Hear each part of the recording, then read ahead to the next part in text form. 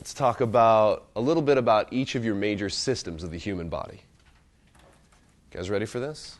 How many of you guys have heard of the fascial system before? How about connective tissue? You guys heard about connective tissue?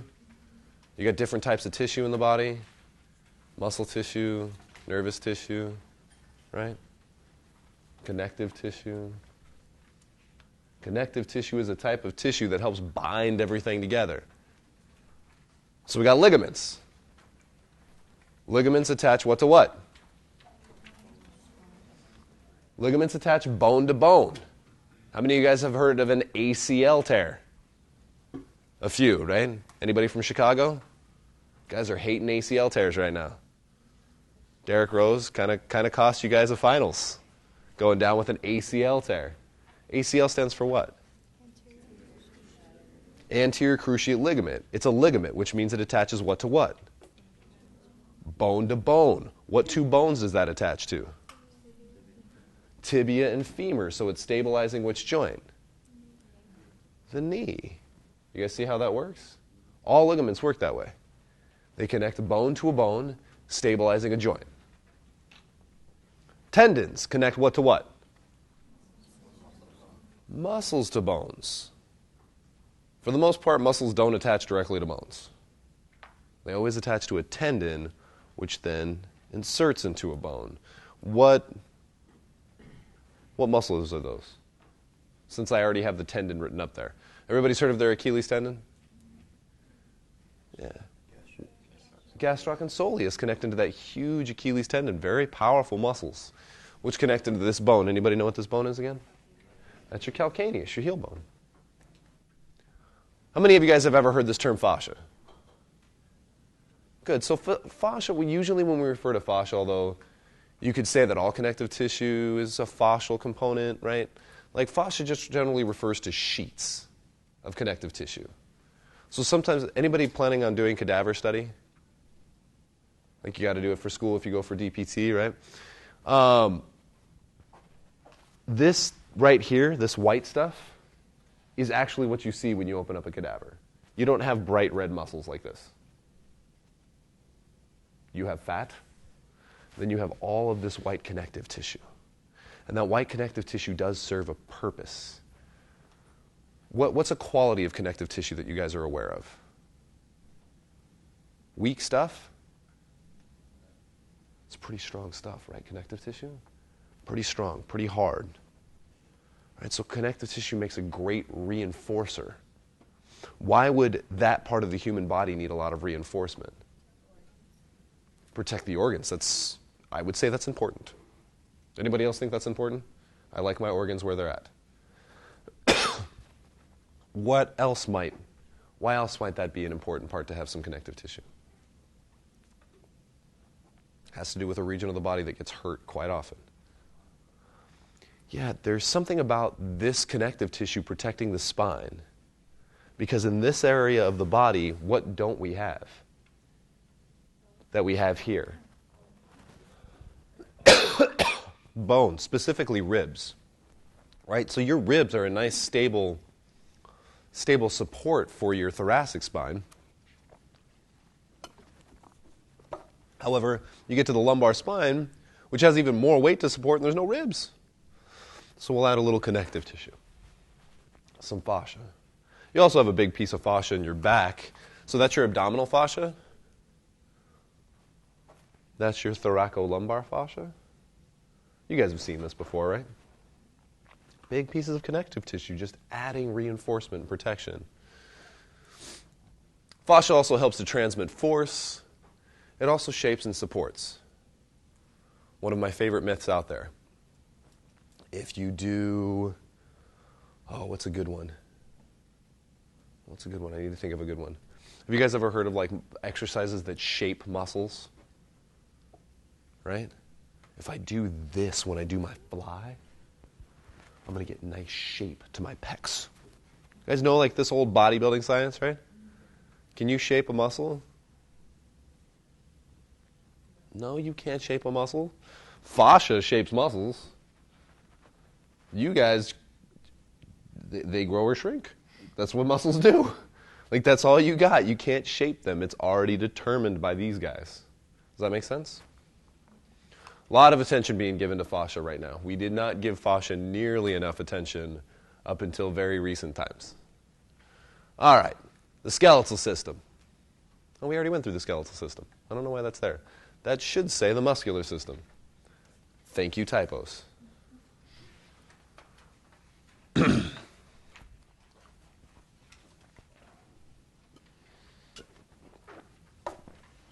All right, so the muscular system. I'm about to teach you everything you need to know about muscles. Everything. Everything you need to know comes down to these 3 rules. If you can get down these 3 rules, you can leave. You're done. You don't need any more anatomy classes. You guys believe me? It's almost true. It's almost true. I'd prefer you stayed until, what, we're going till like 7 tonight, right? 12? Did you just said 12? She just said 12. We are here till midnight. It is an anatomy marathon. All right. Start with the 3 rules, though. This is all muscles do. Muscles only contract and relax. That's it. They don't flex. What flexes? Joints flex. Muscles contract. Muscles don't tone up. We cool with that? Enough of these stupid toning exercises. How do you look more toned? Lose fat, build muscle. That's it. People give muscles way too much credit. Muscles are stupid. They contract and relax. That's it. Muscles only work on joints they cross. You're like, duh. Right? How many of you guys just went, duh? Well, this gets a little trickier. Right? Because you're going to learn today that some muscles that you thought crossed one joint maybe cross more than one joint. Right? How many of you guys, okay, let's talk about the biceps brachii. How many of you guys are familiar with your biceps? You walk around flexing your biceps? I'm not really sure why people flex their biceps. Does anybody know what the biggest muscle in the human body is? The glutes. But you don't see anybody going around going, dude, hypertrophy training? I'm on top of it this year. Doesn't happen. I don't know why. Anyway, let's go back to the biceps. So we got the biceps. The biceps cross what joint? Elbow. How many of you guys also knew, though I see some of you already are on top of this, it also crosses the shoulder, which it might contribute to some shoulder joint actions. It also crosses the radial ulnar joint, which means it's also going to contribute to what? We're going to go back over this, guys. I'm jumping ahead a little bit, but it contributes to this, too. So there's a muscle that's traditionally thought of in almost a single joint fashion, right? Most people are like, biceps brachii, duh, it crosses the elbow. I know the biceps brachii. But did you really know the biceps brachii? It also crosses the shoulder and the radial ulnar joint. It's a 3-joint muscle. And then, of course, there's a lot of myths that I could bust right now. All right, all a muscle knows how to do is contract and relax, which means there's no such thing as an upper and lower part to most muscles. And that includes, who am I about to talk about? There's no such thing as lower abs. You hear me? You don't try to work your lower butt. You don't try to work your lower bicep. Stop trying to pretend like there's lower abs. This muscle is stupid. You tell it to contract, what is it going to do? Contract along its whole length. What joints does it cross? The vertebrae. Yeah, we can call that the lumbar spine. I mean, there's several joints, but you get what I'm saying. Crosses your trunk. Does your rectus abdominis cross your hip? Not really. Not at all. Your rectus abdominis does not cross your hip. So you're going to do this to work your abs?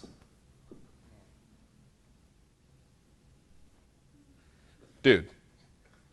Right? You're doing this. How many of you guys were, just before I said that, and you don't have to admit to it, because I know it's out there. I know there's a lot of misinformation out there. How many of you guys were doing this to work your lower abs? And then I just told you there's no such thing as lower abs, and your abs don't cross your hip, and you're like,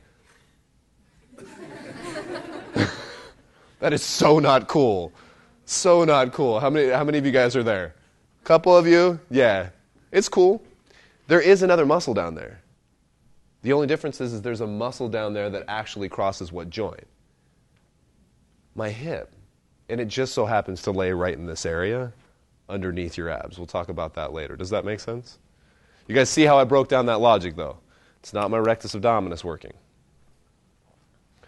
Muscles work best in the direction of their fibers. So this is where you guys get to pick up all of your joint actions. This is where if you can get this down, you never have to memorize another joint action as long as you live. If you know what a muscle does, which it contracts, you know what joint the muscle crosses, and then you look at its fiber direction, you should be able to tell me how it's going to pull on that bone. All right, so we talked about the pec, right? The pec runs mostly in what plane? Transverse plane. So you can create a little word box, right? What are my transverse plane joint actions? Name them. We'll do this. We'll do this. All right, so I'm going to take you through pec major right now, using this and show you guys don't need to memorize joint actions. You just need a little logic. Pec major.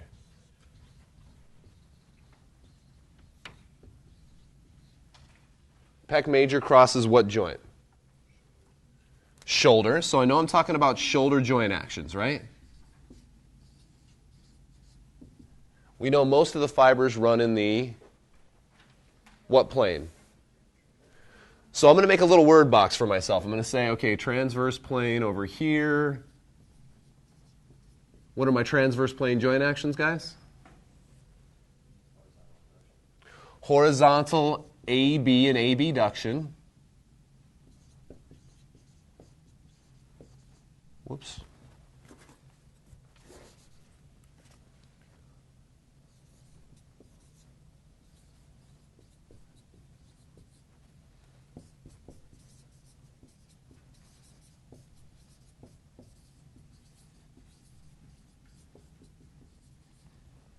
And you guys are missing some. Rotation. What types of rotation? Internal and external.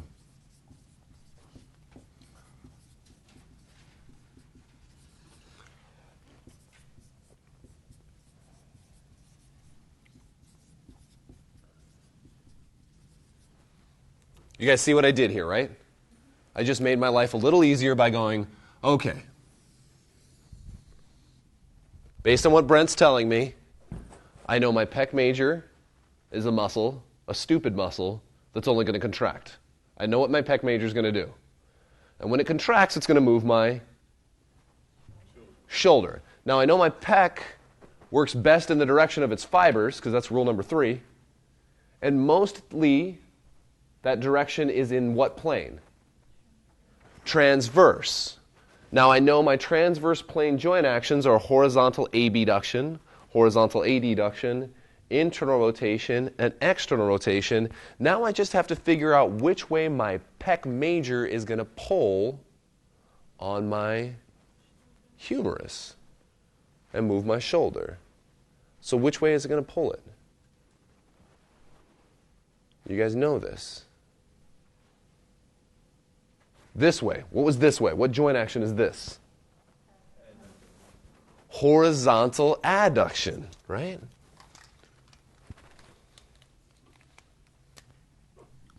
Check. What about rotation? You think my pec's going to cause internal rotation? It's on the front of my body. It attaches to the front of my shoulder. So when it shortens, which way is it going to pull my arm? Boom, like this. So that's internal rotation. It's not too bad, right? You guys want to take it up a notch? Let's take it up one more notch. Let's do the rest of the pec. Do all of the fibers run in the same direction with the pec?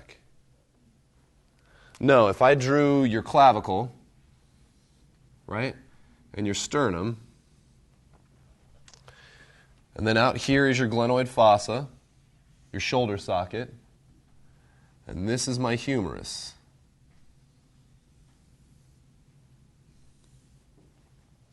You'll start to notice that not all of the fibers go in the same direction. We got fibers that run like this, right? So they have definitely a different angle than all of these fibers. And then some of the fibers come from the bottom of the sternum and go up like this, right?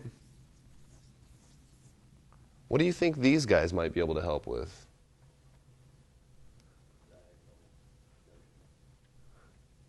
Definitely, yeah, they definitely could pull in a diagonal, but they're also going to be able to assist. Who are they running parallel to? Anybody know? What muscle's right here? Anterior delt. What does my anterior delt like to do?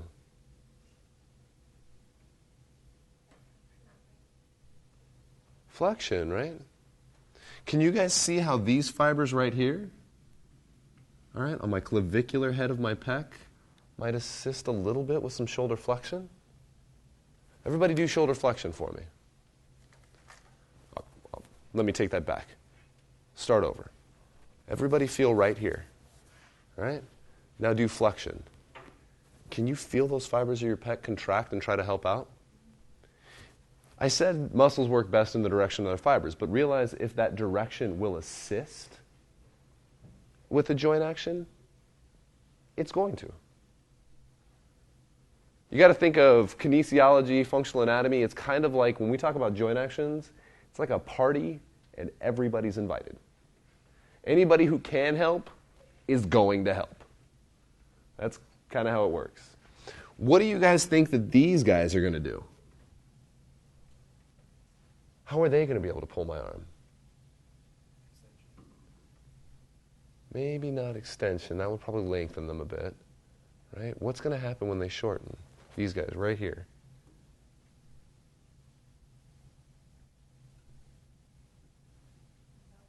You got it. You're thinking through it. What is that? What is this? What is this? Adduction. Yeah, so you guys never watched like old school wrestling? Hulk Hogan? Hulk Hogan used to like to flex. Hulk Hogan used to like to contract his pecs, right? But he can't contract them this way. Why not? Why can't he contract his pecs that way? Because his hands are in the way, silly. Like if your hands are in the way, you can't see my giant pecs that I've been working on. Right? So which way do I flex? Contract. Which way do I contract? He does this, right? Has anybody ever done like a cable, like down crossover fly thing? Nobody's done that for their lower pec? It's not necessarily your lower pec, but it is the sternal head of your pec. Does that make sense? So that's it, guys. You just did it. You just did your entire pec. Did you have to memorize anything? Oh, you can figure this stuff out. So now we could go ahead and write my pec major to shoulder, horizontal adduction, internal rotation, the clavicular head will assist with what? Which fibers? These fibers right here, I said, would assist with what? Flexion. So assist with flexion.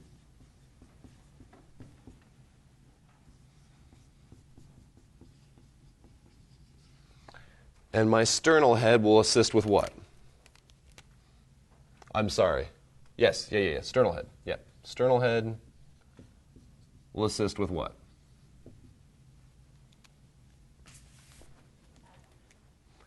Assist with adduction. Good.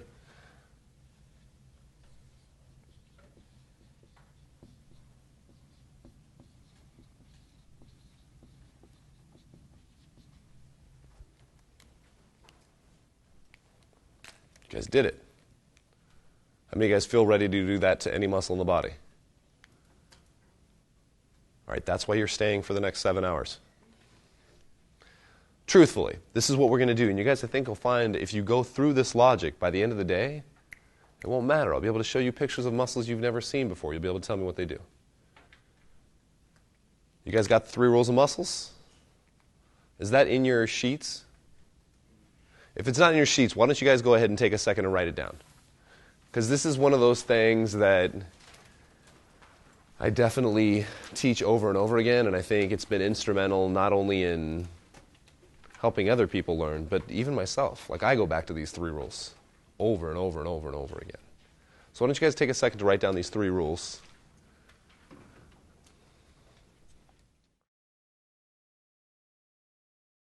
The nervous system. Anybody nervous about the nervous system? Huh? Yeah, the nervous system. What you should know about the nervous system is it controls everything. That's a picture of what? Your brain. That is a picture of your brain. And if something goes wrong there, man, you are in trouble. And realize a huge portion of your brain is dedicated to what? Movement. Motion is ridiculously important. Ridiculously important, even in expression. Expression is nothing more than motion of what? Yeah, mouth, facial muscles. Even speech is motion. Just getting from point A to point B, all motion. All right, so you guys got a central nervous system and a peripheral nervous system. Your central nervous system is what controls, not just your brain, but your spinal cord. Your spinal cord actually does like a certain level of thinking. Reflexes, you guys have heard of reflexes before, right? Generally speaking, are controlled by your spinal cord, not your central nervous, not your brain. Anybody, you guys know what the withdrawal reflex is? If I put my hand on a hot stove, I do what? Which is shoulder extension, elbow flexion, and wrist flexion, right? You guys think I'm kidding, but that's a reflex to go through those joint actions. That's a series of muscles that are fired to go through those joint actions. That never goes to the brain. Isn't that weird? You touch a hot stove, and I don't want any of you guys to experiment with this, but the next time it happens to you, you touch something and you withdraw, notice this. You withdrew before you actually had the conscious thought that you were in pain. Isn't that crazy? It actually, yeah. It actually takes more time for you to register the pain in your brain than it does for your body to react to the heat, the excessive heat, or whatever it was that you touched. Dun, dun, dun. All right. Peripheral nervous system. Your peripheral nervous system is like the highway system that carries all of this information back and forth. You've heard of like efferent and afferent? Right? Afferent comes in, efferent goes out.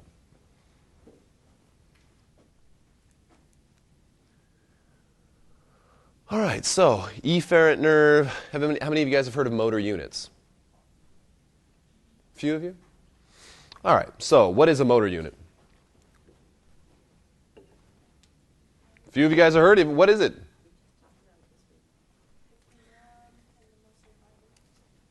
It's a nerve and all of the muscle fibers it innervates, right? That's a motor unit. So one nerve, all of the muscle fibers. Could it be one nerve and 8 muscle fibers? Sure, and that'd be one motor unit. Could it be one nerve and 1,000 muscle fibers? Sure, that's still one motor unit. It's the fact that if that unit gets the on signal, they all turn on. Now, what's important about that? Anybody know what that relates to functionally, practically? All right, let me give you another rule. There's something called the Allornone Principle. I kind of talked about it with lower abs, but let's talk about it in terms of muscle fibers in general. The Allornone Principle basically states when you fire a muscle fiber, it fires all the way. Muscle fibers are on-off. That's it. Which begs the question, how do I control how much force I put out? You guys with me? So, give you an example. How much do you guys think I can curl? Be generous. Otherwise, we're staying till 7. Good question. Twice.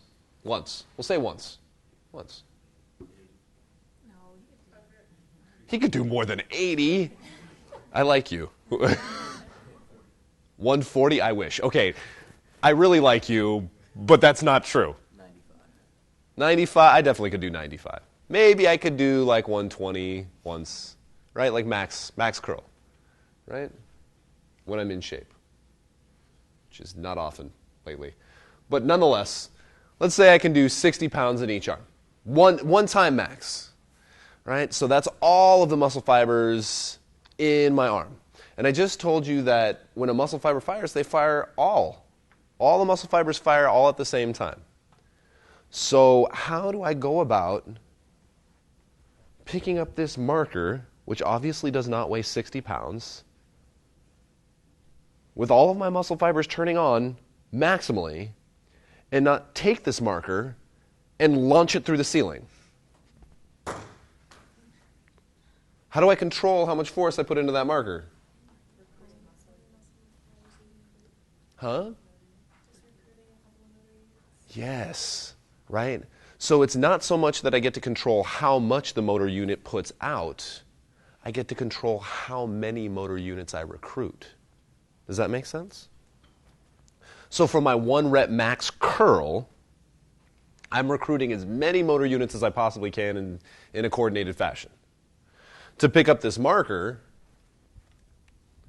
maybe it's just 1 or 2 motor units, right? Just enough to overcome the weight of my arm and however many ounces this marker weighs. Right, so that's part of like your whole central nervous system thing. Part of the control is understanding that it's how many motor units are recruited and how efficiently they're recruited, how effectively, how coordinated. All right, so keep in mind that your nervous system is always receiving information continually, right, through your receptors, is organizing that information, and then is trying to activate motor units to do whatever you want it to do given the information that's coming in. So even when I picked up this marker, there was something in my receptors, a certain amount of stretch on the skin, a certain amount of pressure on the skin, a certain amount of stretch in the muscles that gave me an idea of how much it weighed. My brain went, okay, I kind of get how much it's weighed. I think I've lifted a marker before, so I'm going to use that information too. And now it knows how many motor units to activate so that I don't throw it through the ceiling. Everybody's cool with that example? Is everybody as fascinated as I am about this stuff? Seriously? Come on.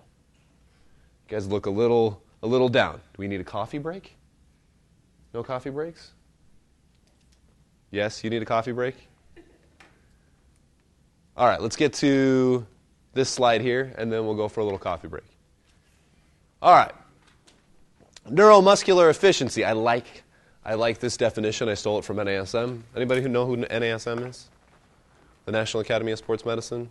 I'm faculty for the National Academy of Sports Medicine. If you guys take any courses in New York, you will see me again. But this definition is the ability of the neuromuscular, this is neuromuscular efficiency now, which is what we're working for. We want efficiency. We want everything to work well. The ability of the neuromuscular system to allow agonists, you guys have heard these terms before, antagonists, stabilizers, neutralizers, to work synergistically, that's together, to produce, reduce, and dynamically stabilize, that's concentric, isometric, and eccentric actions. The entire kinetic chain, your whole body, in all 3 planes. Now what that definition is trying to tell us is that we have more to think about when we train than just how much can we lift. A lot more to think about. Now, it all works together. How many of you guys, so let's go to page 7. I'm going to give you guys a second to try to fill this out. Just something I want you to think about. So if you read these sentences, fill in the blanks. Like I said, it's just something to think about now that we've gone through each of the systems.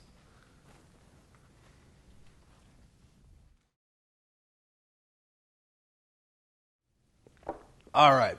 So, the blank receives information from the environment, organizes that information, and initiates a motor program. The nervous system. Movement occurs when blank contract. Muscles. Muscles are the only thing that contract, right? The muscle pulls on tendon. How many of you guys put bone? Some of you guys put bone, didn't you? No? I did until I read the next. Oh, yeah, well, yeah. Tendon in turn pulls on a bone. The bone moves as dictated by the joint type and structure. Joints are supported by ligaments. Now realize every time you move, this is happening. It's kind of crazy to think about, right? I picked up that marker. I had information coming in about the weight of the marker, the density of the marker, the shape of the marker. I used my brain to organize that information, which then goes down and recruits a bunch of motor units, muscle fibers. Let's say in this case it's my biceps brachii, which pulls on my biceps brachii tendon, which of course pulls on my radius, which then moves my elbow, which is supported by collateral ligaments on my medial and lateral side. That happens every time I move. Kind of crazy, right? You want to practice your anatomy, start thinking through that. Every time you, just pick a new motion and just go through it in your head. Before you know it, you'd be really, really good at your anatomy, especially if you looked up the stuff you didn't know.